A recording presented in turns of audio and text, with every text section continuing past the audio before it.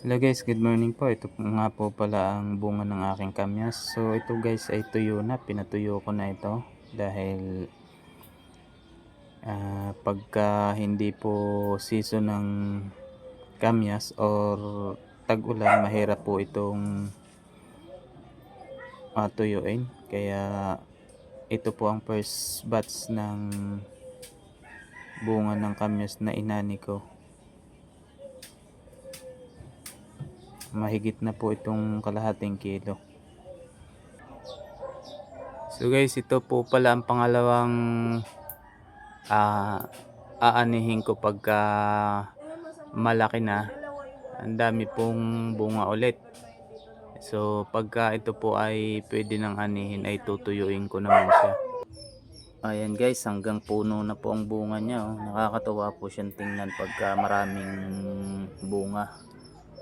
So guys, hindi po pala nakakaalam, last year ay umabot po ng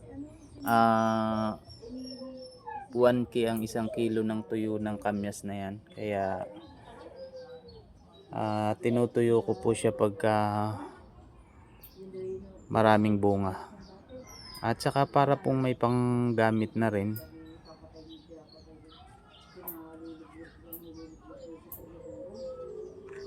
Ayan guys, so napakarami pa po niyang bulaklak. Marami pang kamyas na matutuyo. Ayan. Ayan guys.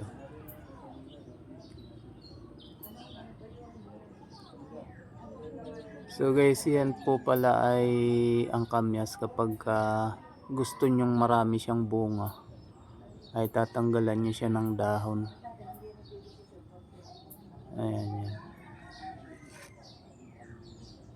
Pag tinanggalan nyo po siya ng dahon, lalong nadami ang bunga.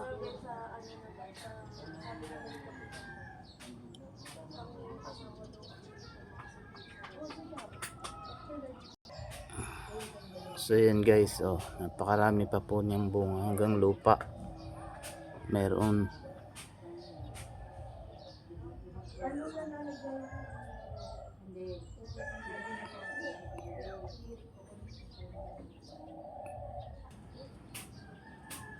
At yan naman po guys ang tinanim nating spring onion.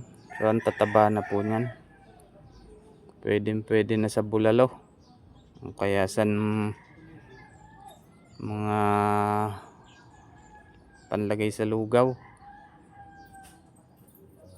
Ayan.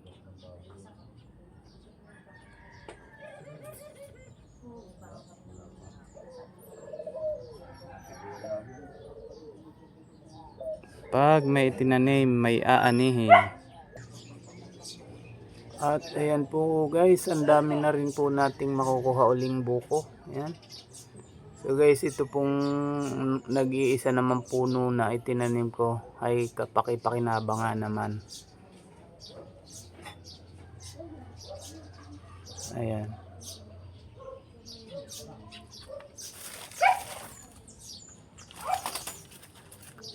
Ayan, daming bunga. Pero napakarami na pong nakuha dyan. At ito nga po ay mayroon tayong panggata na nakuha.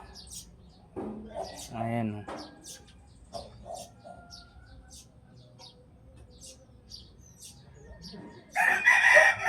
Makakapaggata na po tayo ng manok. Ayan guys, meron din po pala tayo ditong alugbate. Ha? Ay di, pinutol ulit doon sa mitok doon may sunog. Hindi, yung wifi. At sa ano, kaya natatay na hindi